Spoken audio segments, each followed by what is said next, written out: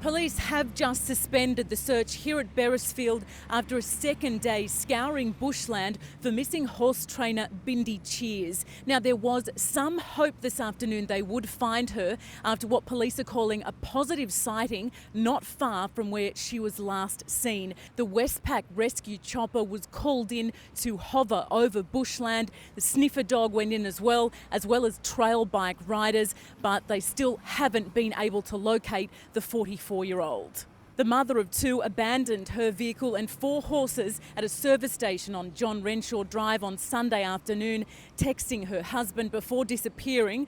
It's understood the well-known Taree trainer had a run-in with stewards at a race meet in the Hawkesbury before leaving in a somewhat distressed state to make her way home. She left her possessions in that vehicle and police believe she is on foot.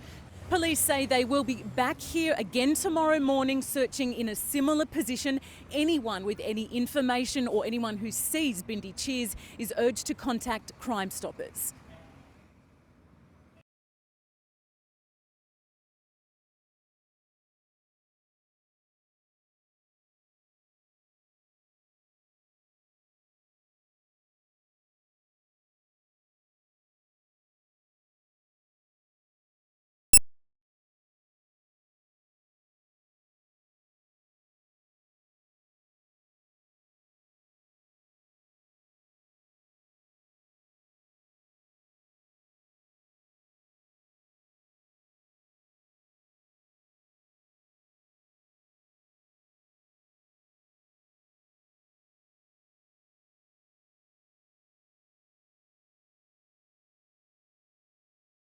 What I've done is written to the Minister and asked for clarification on that review, who's conducting the review, and will we see it within the 30-day promise time, which we need to.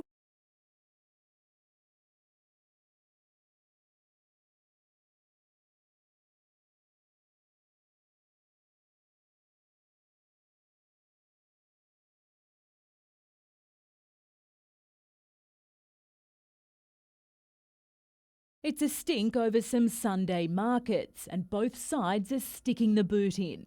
In question, the Sunday Muster, a new event held here at Mortels. It's a fantastic day for small businesses and cottage industries to show their wares to a wider market. At the most recent market, more than 3,500 people enjoyed some 60 stalls, all held on private property at the Thornton business and a nearby block of land. A charity even made $3,000 collecting gold coins for parking. But now the operators have been served with a cease and desist from Maitland Council, which says a development application was needed. We did ask the council whether we needed a DA application to be put in for this market, and their response was because we're in correct zoning and it's being held on private land that we didn't need one. The Mortels have not been able to provide the names of who gave them advice saying that a DA wasn't required. The Mortels say they've done the right thing and were always happy to seek the proper approvals. We want to make sure that any other festival or fete or market is also held under the same jurisdiction as we are. The Mayor says it's not a blame game, but the market can't continue without a DA and a traffic plan. Let's get one thing straight. Maitland City Council want to promote the events that these people have, but we just can't allow it to go on without approval because it sets an example to other businesses to say it's all right for them. Both parties will meet on Thursday to search for a resolution. In the meantime, the market planned for next month remains in limbo. Kate Haberfield, NBN News. 43 new homes by 14 leading companies. This display village at Thornton is showcasing the latest the building industry has to offer. CEO of Homeworld Group Philip Jones believes it's a good sign for the sector and good news for those wanting to invest. These are all competitors here and they're prepared to stand shoulder to shoulder and offer the best deal to the consumer. When building is going well, the economy is going well. There are 5 new residents in Maitland a day, and they make Maitland their home. According to the Housing Industry Association, residential building approvals rose by 12% in the year to May for the Hunter and Central Coast. Maitland was among the best performers, up 29%. Wayne Stewart from the Real Estate Institute of New South Wales says there's plenty of confidence in the local industry. There's a strong demand for housing right across the Lower Hunter, so without a doubt people would still prefer to build a new home if they've got the opportunity. But he says red tape remains an obstacle for many hoping to enter the market. So obviously if we could reduce that red tape, we possibly could reduce up to 20% of the cost of a new home. Renee Feder, NBN News. It's double or nothing for Devilark. This month marks 20 years since the debilitating facial tumour disease was first discovered in Tasmania, and the situation is only getting worse. Since then, 90% of the wild devil population is gone, and the entire state of Tasmania is all but infected with the disease. Last year, 22 hunter-bred devils were released into a disease-free section of the Tasmanian bush. The general population has been endangered since 2009, and with no cure or long-term solution in place, the Devilark has been forced to enact its own contingency plan. Devilark made a promise to the species in 2008, and that was, if things hadn't improved, we would double our facility from 180 devils to 360, and that time is now. But that expansion won't come cheap. The purpose-built centre in the Barrington Tops is fitted out with specially made devil burrows and landscapes to emulate the Tasmanian bush. Expanding it will cost $1.5 million, and because the devils aren't native to New South Wales, government funding is hard to come by.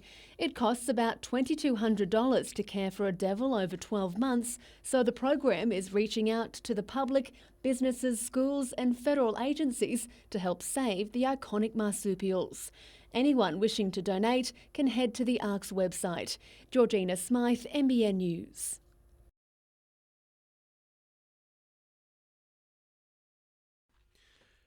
He was the Knights' best against the Sharks. Mitch Barnett provided the aggression Nathan Brown has been searching for. But it's come at a cost, with the 22-year-old suspended for the next 2 matches. I think I said numbers of times earlier in the year, we had a number of injuries and a number of suspensions that were down to tackle technique and tackle selection. The Knights chose not to contest the charge at the judiciary. It's the club's 9th suspension this season. While Brown wouldn't comment on the Barnett incident this morning, he's fuming over some of the gradings dished out this season. You just want some consistency, and I feel there's not a lot of it about at the minute. I just think the whole grading system itself is one that could be looked at. Jake Mamo will return from a 1-game suspension this weekend and slot into his preferred fullback role. Dane Gagai will move back to centre. Mamo wasn't Brown's first option at the back at the start of the season, but has played himself into the role. It's quite clear Jake definitely prefers to play fullback. I think he's made that quite clear, and the way he played the other day suggests that he's made some good progress there. Paddy Kilmurray, NBN News.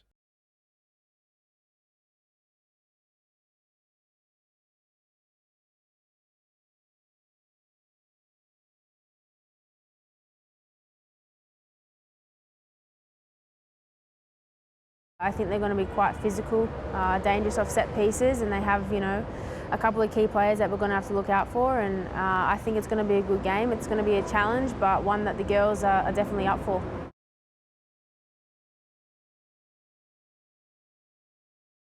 I think we have the potential and the talent within this group to definitely medal. And I think that the most important thing for this group is just to focus on what lies ahead with the group games, and obviously Canada up first is a big task for us.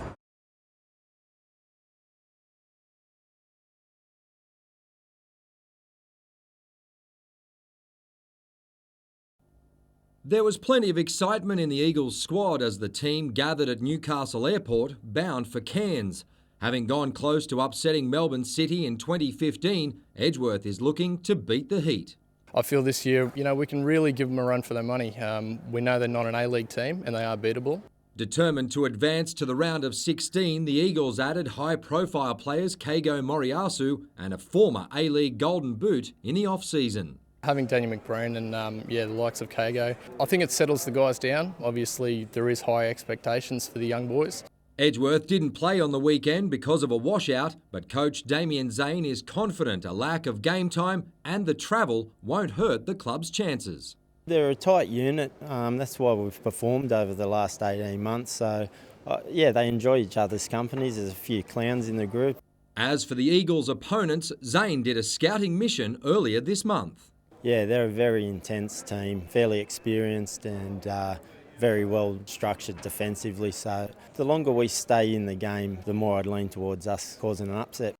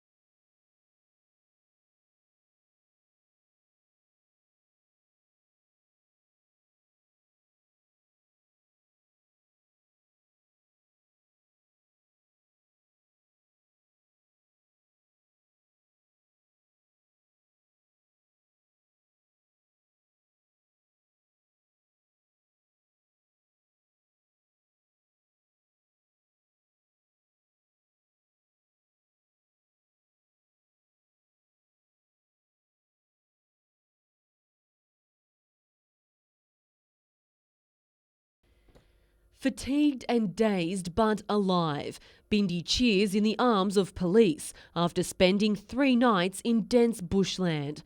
The 44-year-old hadn't been seen or heard from since Sunday afternoon, when she texted her husband before abandoning her car and horses at Beresfield. Earlier today, a desperate Peter Cheers hadn't given up hope. Just wanted to come home and the kids are missing her. But at 1:30, the ground search was called off, with SES volunteers and police admitting they'd exhausted all options. Then, just 20 minutes later, a breakthrough.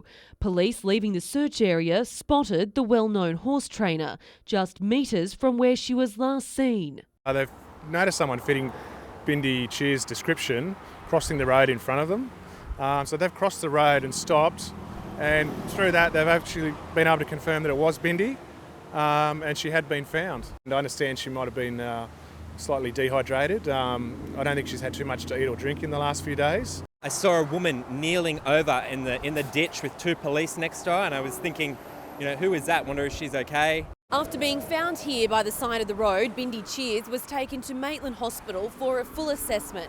Her family incredibly happy to have her back. I'd like to thank everyone for their help, and all the SES and the police and everyone else for their good wishes. We've had a few days, probably in excess of 150 people assisting, so you can do those sums, I guess, but protecting human life is first and foremost. That's what we wanted to do, and it's great to have a success on this occasion. Emma Murphy, NBN News.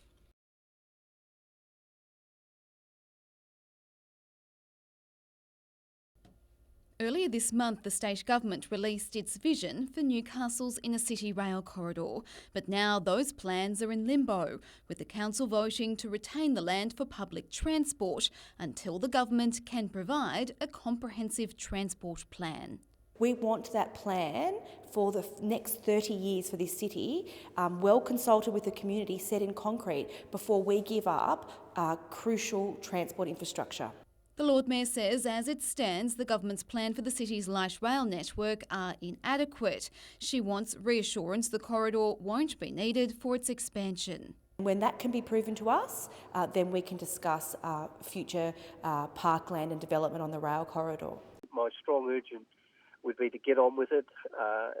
The vision is very clear, and collaboration, as I say, will continue with urban growth in the state government and council. But with the mergers still hanging over the council, Labor has raised fears it won't be around to make the final decision.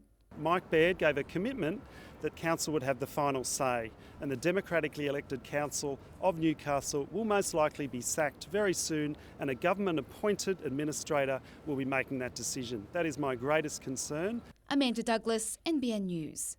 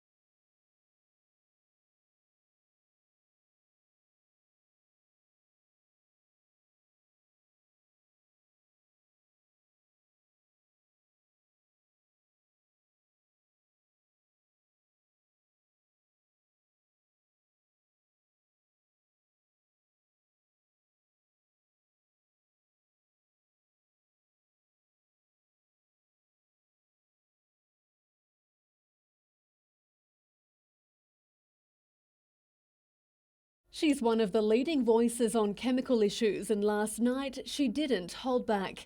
Addressing desperate Port Stephens residents at Hexham, Dr. Marion Lloyd-Smith hit out at the official handling of the contamination saga. Ms. Lloyd-Smith, whose resume includes work with the UN and National Toxic Network, says authorities need to stop playing down environmental and health impacts.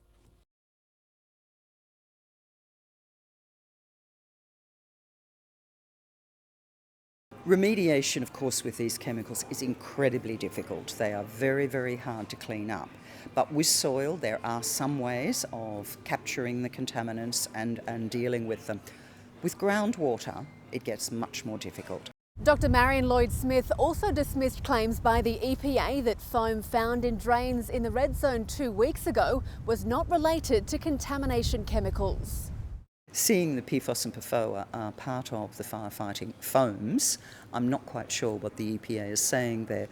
The frank discussion was welcomed by red zone residents who are still reeling after independent testing showed PFOS levels have increased 70 times in Moore's Drain since January. I think everyone's just tired of the lies and the deceit from not just Defence but from all the other government authorities that tied in with it as well. In a statement, the EPA today acknowledged the increased levels and says it's investigating further. Georgina Smythe, NBN News.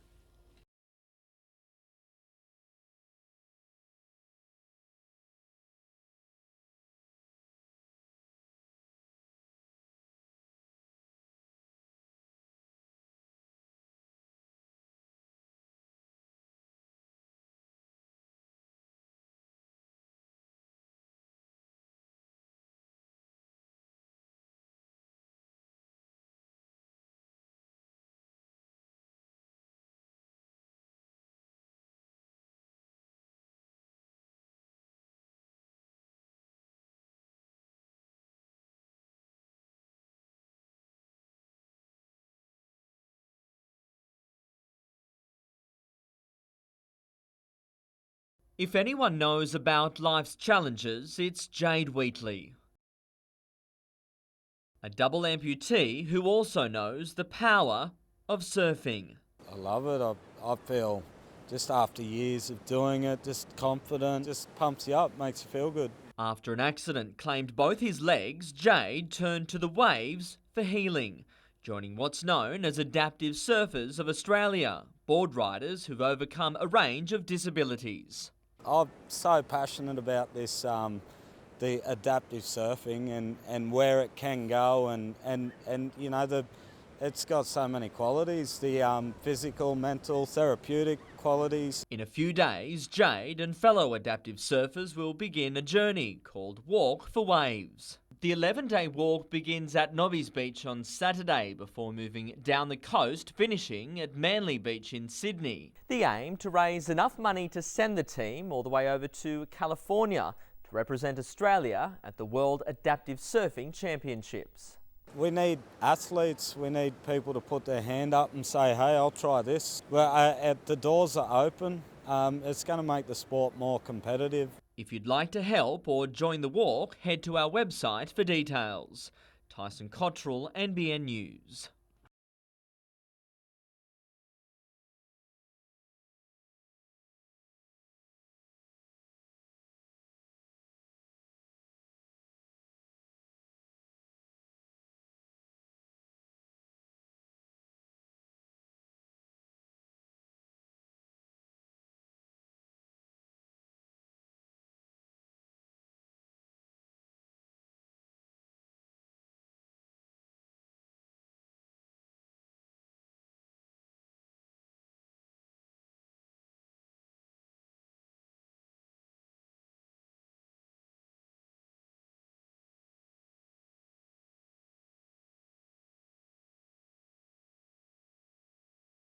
South Australia is sending out all of those important investment signals right now to the industry. Set up in South Australia because South Australia wants this industry. What I'm saying is New South Wales wants this industry and the Hunter wants this industry.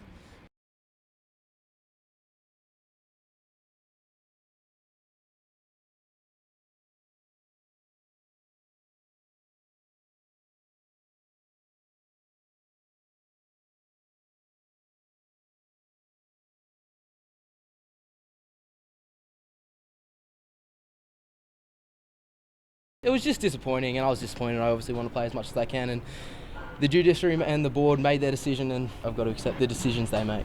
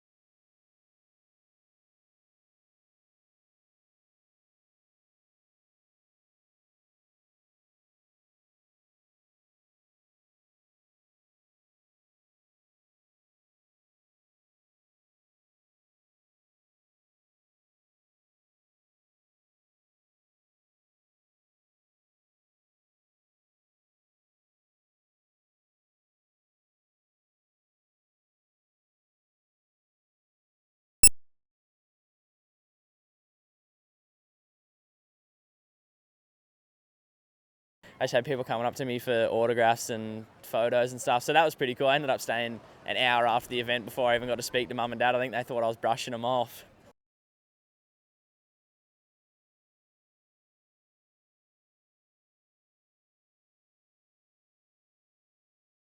I got to see how this event goes and see how far I drop after this event on the rankings wise, and then I think I'll have Virginia that will come into play into my rankings. So if I make 2 heats in Virginia, I'll better my points by a lot.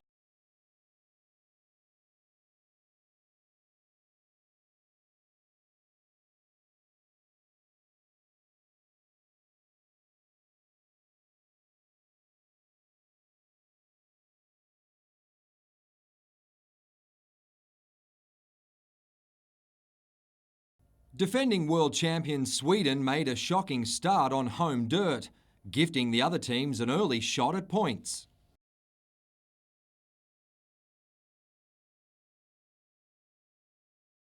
Doyle avoided trouble to finish second in Heat 1. When Sam Masters hit the track for the first time, the Aussies were in top spot.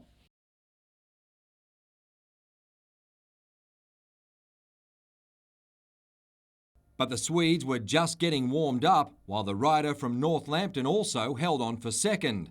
Doyle was even more impressive in Heat 5. He extended the lead to 4 points, and the Aussies looked like racing away with the win. But there was drama to come. Doyle held up his end of the bargain, winning again in Heats 9 and 14. But it was Sweden's night, leaving Australia to head to a race-off on Saturday.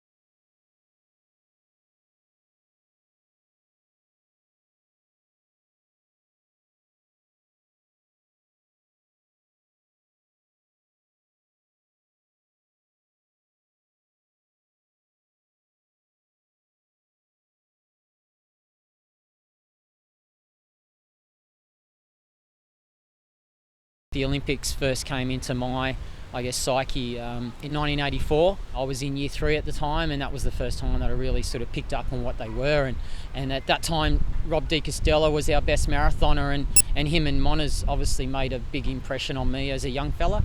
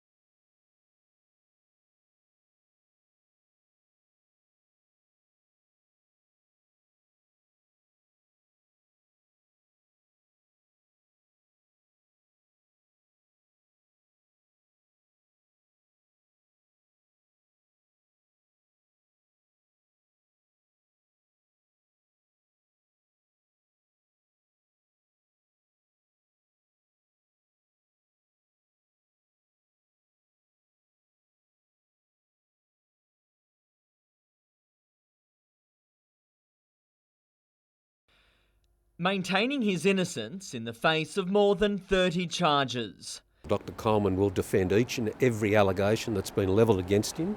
Immunologist Jeremy Coleman today had 7 of those charges dealt with in Newcastle District Court. The 63-year-old is accused of sexually or indecently assaulting 6 female patients between 2003 and 2012. A case Judge Ellis described as being a factual fight about what was done, whether it was a reasonable medical procedure or it didn't happen. Earlier this month, the immunologist was charged with a further 24 offences. Those matters are still before the local court. Coleman is now facing a total of 31 charges, including both sexual and indecent assault.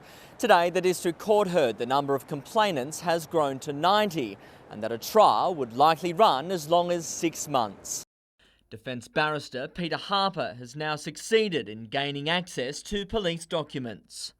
Took the unusual course of subpoenaing the police for the entirety of their file to produce statements from every complainant that's come forth. Mr Harper told the court he'd like the trial here in Newcastle, confident his client will receive a fair hearing. If they're prepared to sit on a jury for that length of time, my feeling is that they certainly haven't prejudged anything at this stage. The case is due back in court next month. See you on the 18th, guys. Tyson Cottrell, NBN News.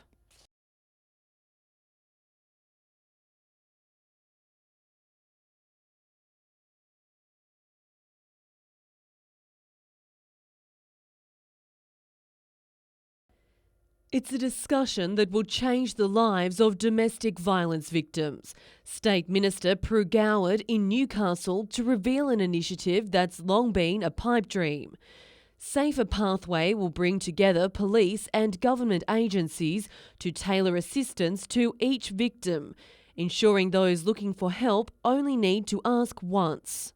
Of course, retelling that story traumatises them. It does cause many victims to find it too confronting, too difficult. They do go back to offenders when we would like to keep them safe. The first thing we had to do was change the Privacy Act so that agencies and non-government organisations could actually share information. So that's been a major breakthrough. Each month, 300 domestic violence incidents are reported to Newcastle Police. The local area command is currently monitoring 130 repeat offenders. A disproportionate amount of our time is spent working, sadly, on domestic violence cases. What we're hoping is that this proactive initiative will see a reduction in the actual number of offences. The service will be coordinated by the Hunter Women's Domestic Violence Court Advocacy Service. Women do tend to return to violent situations because they don't have the options, because there's been delays in getting other housing or delays in getting the services that they require. I think it will make a huge difference to women's lives because they will be able to move on and they will feel safe. Emma Murphy, NBN News. Flotsam and jetsam. What was once Newcastle's Marine Rescue HQ is now a mire of uncertainty and disrepair. What's the problem? This is what we want, and this is we're not asking for a lot. The organisation's lease of the site was due to expire in 2019, but it was terminated early by Newcastle Council following the extensive damage caused last April. The transmitter is still in use, but the council has put the entire site's future in question by commencing a rewrite of policies surrounding its use. Marine Rescue maintains it's the rightful occupant. The floorboards and everything inside were absolutely shining. And we just got it refurbished with $10,000 from community efforts. Ron Cowman says the uncertainty is crippling the organisation. It's lost 37 members. I think they deserve better than what we're getting at the moment. This magnificent view is actually one of the reasons Marine Rescue wants to stay here. They say these 180-degree ocean views are critical to being on top of their rescue operations. Newcastle Council says it will consider all proposals before putting plans for Shepherd's Hill Cottage on public exhibition. Georgina Smythe, NBN News.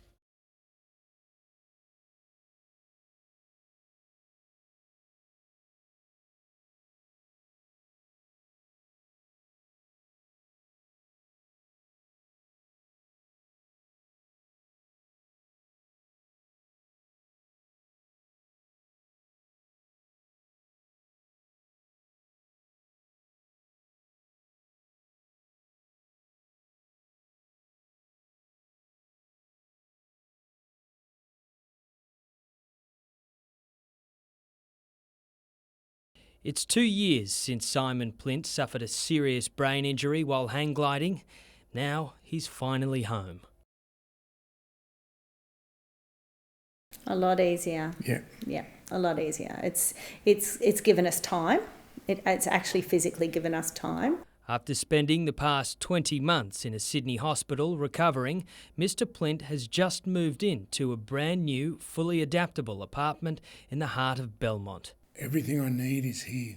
We can see Simon improving already. We've only been here a month. The apartment is one of 10 purchased by the Summer Foundation, then fitted out for the disabled in a 110-unit development. The occupants are supported by the National Disability Insurance Scheme. Mr. Plint says he has his independence back and specialist care on hand if he needs it. It's positive. I realise I've got a lot of people to help me, and that makes me confident of the future.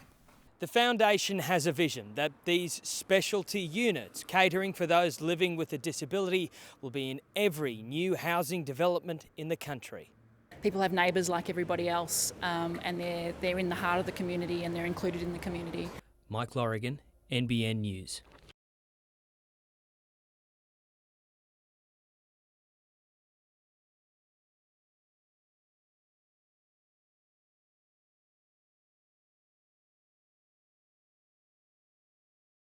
It's massive. We've got from Sydney to Byron Bay. This is the only spot between Sydney and Byron Bay that's anything like this.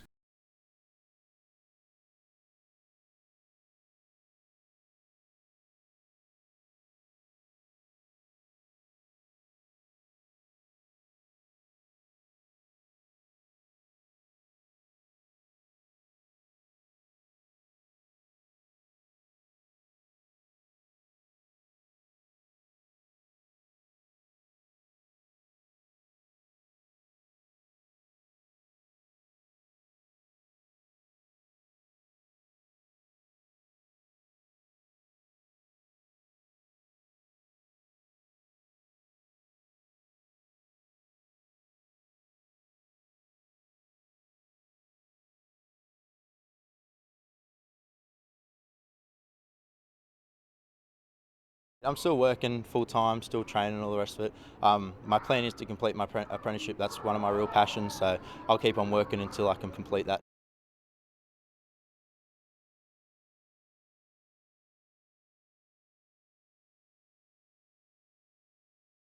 I'm definitely looking forward to being out a bit wider and hopefully get a bit of early ball, and Jake's got good speed and he's come a long way since playing on the wing.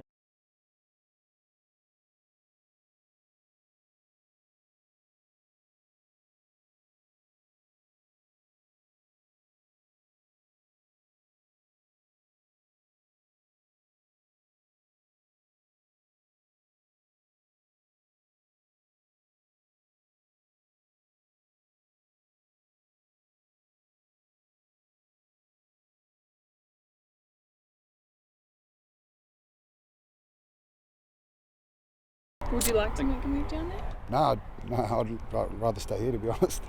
But we'll see what happens.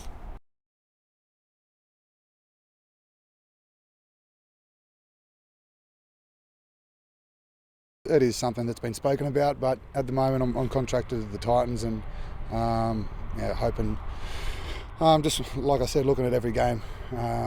Sharks this week, Warriors this next week, and then hopefully moving through the semis, whatever happens after that. I'll let my management take care of that. The Heat might be leading the Queensland NPL, but it was the Eagles who dominated. Bazari and McBreen both had decent chances. Keanu Moore had a solid shout for a penalty, but Edgeworth still broke the deadlock as Dylan Holtz's shot rebounded for Aaron McLaughlin. The Heat had one of its best chances after the break. The pressure of the cup came to a head as Holtz was involved in some push and shove. When order was restored, a former A-League Golden Boot winner pounced on a great cross by Bren Abbott-Hamill.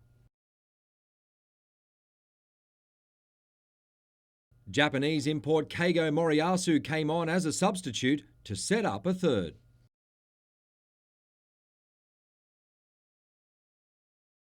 The Eagles will now turn their attention to regaining top spot in the local competition. They face the Blues on Sunday.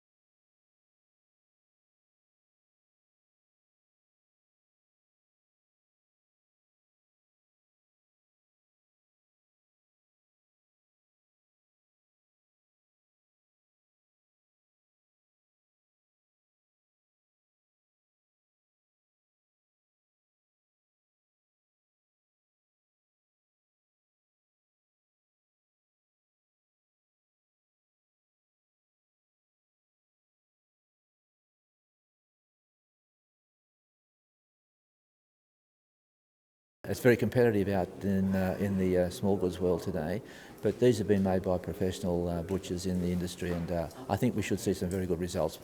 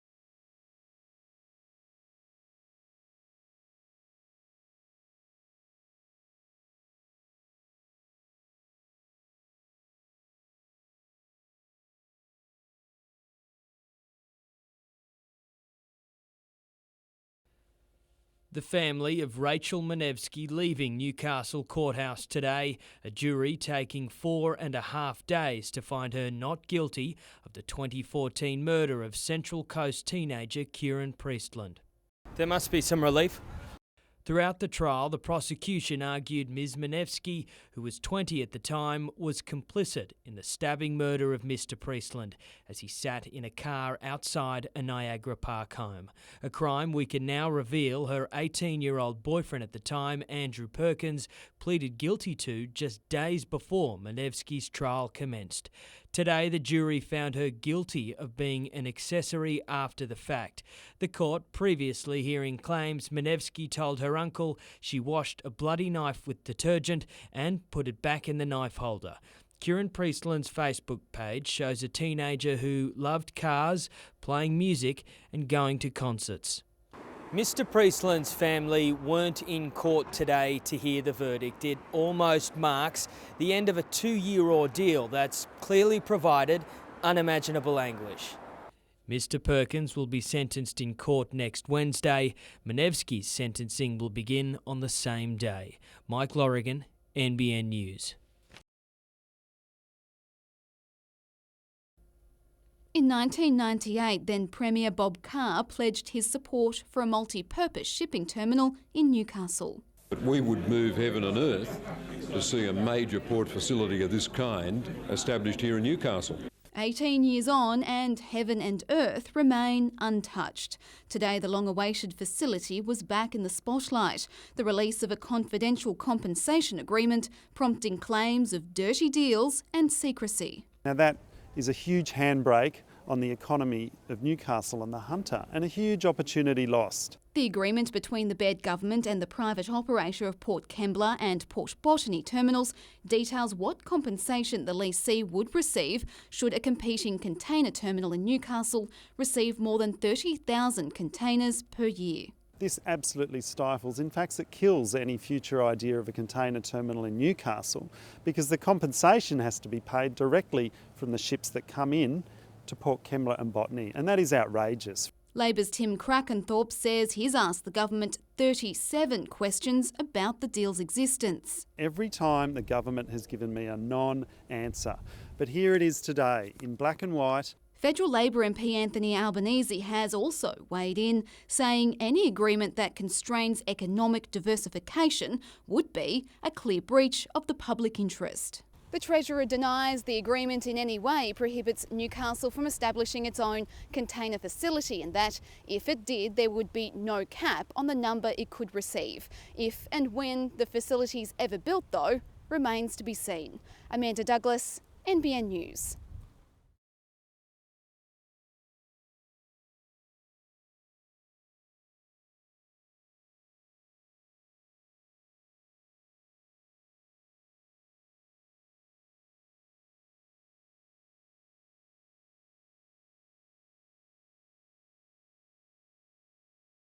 One of the bedrooms was destroyed by fire and the rest of the house is heat and smoke damage.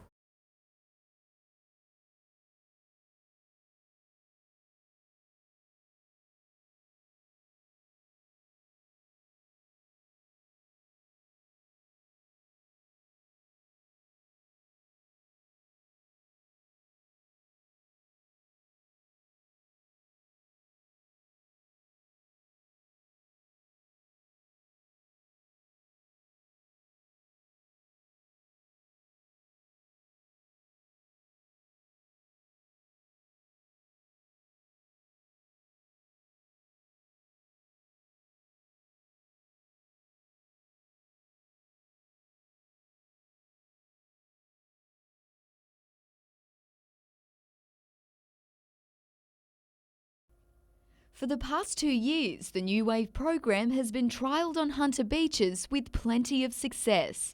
The joint initiative between Hunter Surf Life Saving and the House with No Steps has given children with special needs the chance to take part in NIPA's activities.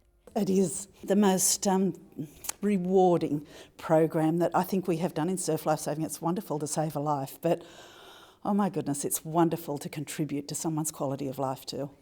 Today, the Minister for Disability Services announced a $20,000 grant for the program. The funding will allow all volunteers to receive a Certificate 1 qualification in active volunteering disability services. Through the transitioning to the NDIS, we need another 30,000 employees to work within the disability services sector. It has just grown and grown. Now we have waiting lists, and we are even more excited now that we can enlarge in this program with qualifications. Meanwhile, the Cooks Hill Surf Life Saving Club celebrated a milestone today, with construction beginning on its new home. Stage 1 of the multi-million-dollar redevelopment will be built between the lifeguard tower and the existing clubhouse. We've got over 1,400 members. The surf club was originally built to service 150 members, so we've certainly outgrown it. Renee Feder, NBN News.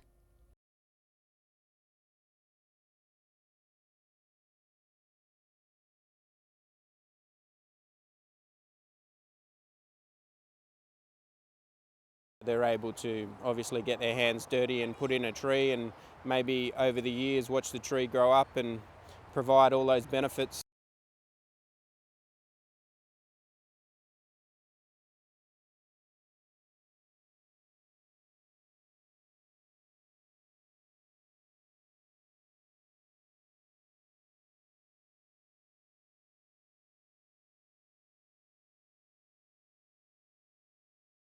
We've been building to something good in the last couple of weeks, and we had a minor hiccup on the weekend, but moving forward I reckon we'll go down to Manly and we'll, like I said before, we'll try and spoil their party.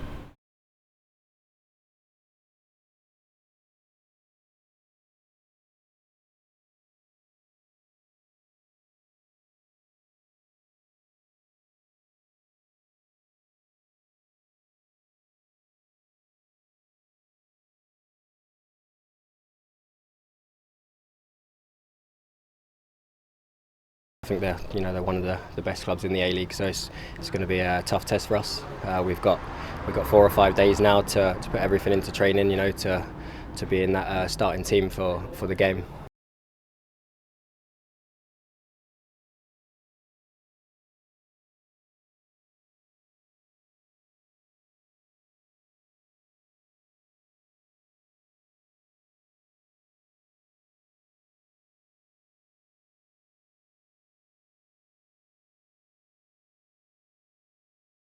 think you're sitting down at 34th on the World Tour right now. For you, these events are super important. Yeah, for sure.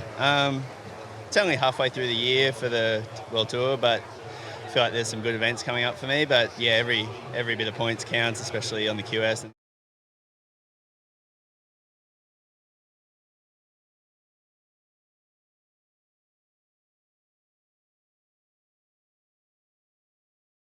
Rowan Kelly's classroom is a place of learning, and his students show plenty of respect when a lesson is being taught.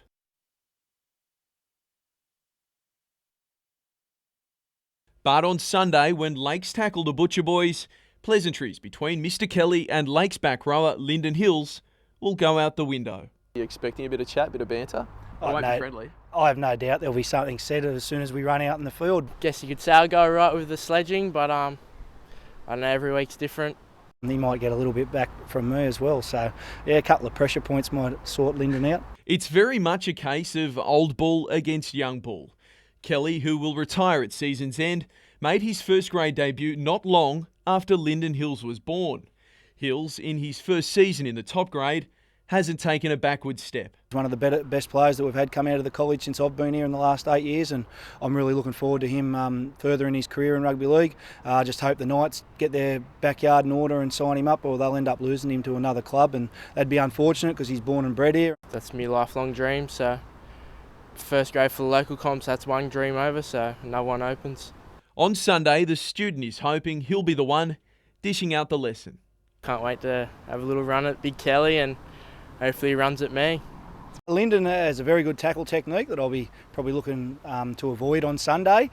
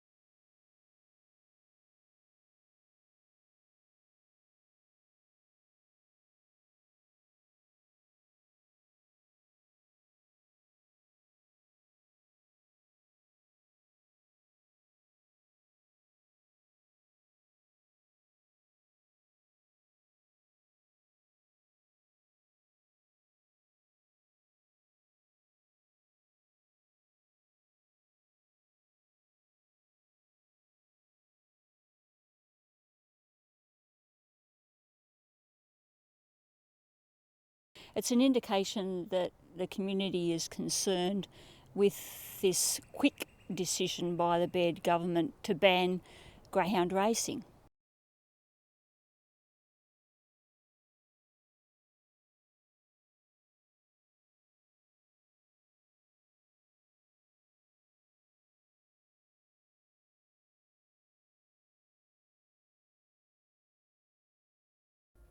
It can be one of the most difficult decisions, but for Marion Winter, it was an immediate one. Something inside me straight away, and the whole family, we said we wanted to donate as many of his organs as we could.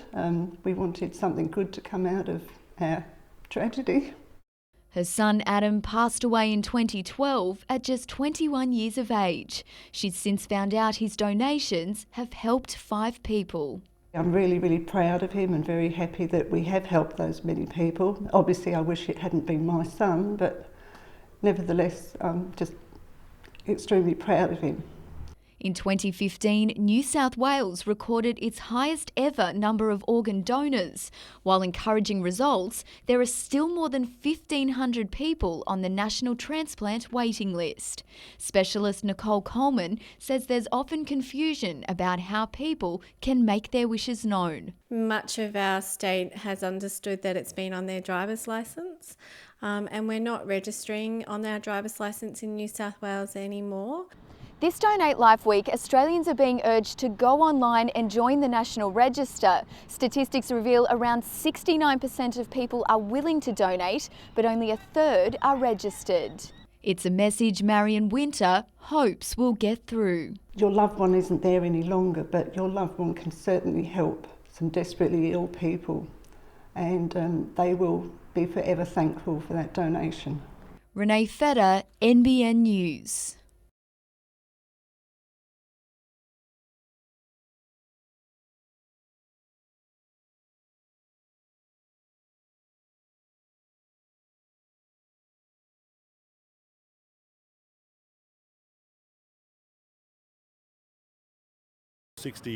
Transfusions that he's had have comprised of over 60 people donating their blood. So we just want to try and get as many people donating as we can.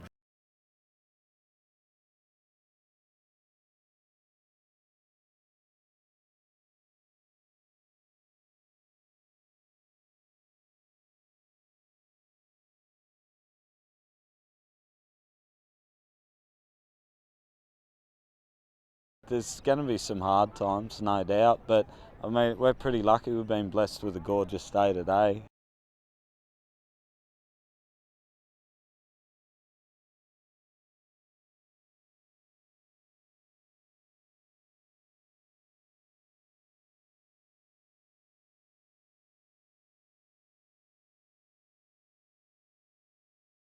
The award goes to Jodie Bell.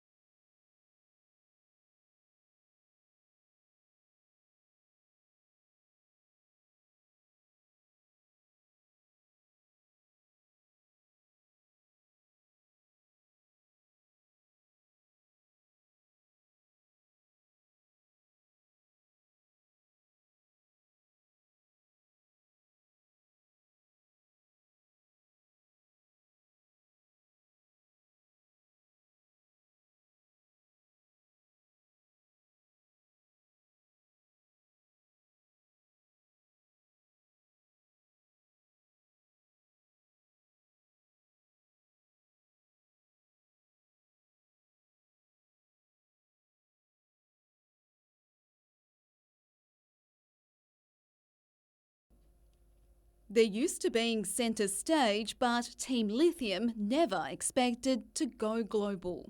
Pretty incredible. Like, we didn't expect any of this. Like, we just went doing our normal routine, and we only just do it because we love cheerleading. So this is really, unbelievable for all of us. The group has become an internet sensation. A video of their winning performance at last week's Australian All-Stars Cheerleading Federation battle, racking up a staggering 7.5 million views on social media. I was expecting a few thousand, maybe. That's what we got at our last comp, but in the millions, it's awesome. Debbie Trelfo, who has cerebral palsy, signed up just months ago. Now she's in high demand, with stints on the BBC, ABC America and Good Morning America. Started off with tumble classes, and then I started working with the team in April. We all work so well together that it just kind of happens. We feel really special that she chose us and that we can be on this journey with her. You've got to have a lot of trust in your team. So it's lucky I have, because they're really good. The 26-year-old an inspiration at home and abroad. Just to see Deb smile makes us happy. Me and Sarah end up looking at each other and smiling, and just watching everyone else smile for her. When she initially started, it was an inspiration just in our little cheer community. To see that filter out to the wider cheer community and beyond is, it's amazing that we can have a reaction like that. As for what's next, the team will head to Nationals. From there, well, anything's possible. Amanda Douglas, NBN News.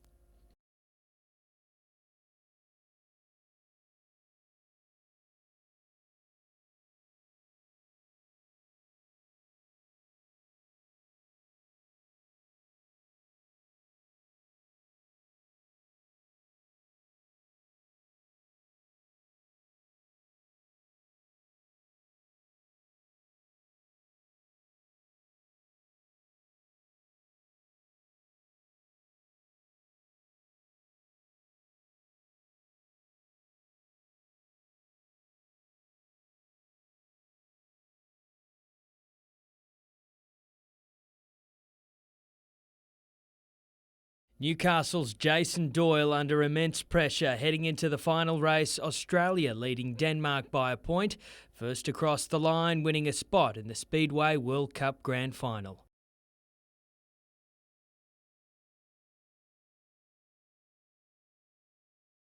From the outset, the green and gold took a stranglehold on the lead.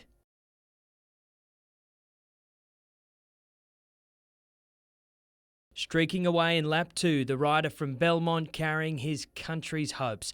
Unbeaten in all of his previous races, the 30-year-old never looked like losing his last. His teammates jumping in the stands, Doyle showing off to the fans. Jason Doyle, take that off to you, mate. That was unreal. And while Doyle was a standout, he wasn't alone. Northampton's Sam Masters doing his bit.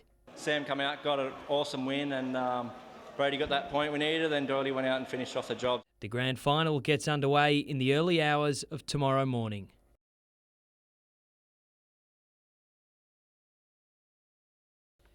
The last time these two sides squared up, the Wanderers walked away victors, and after a slow start, that strut turned into a sprint.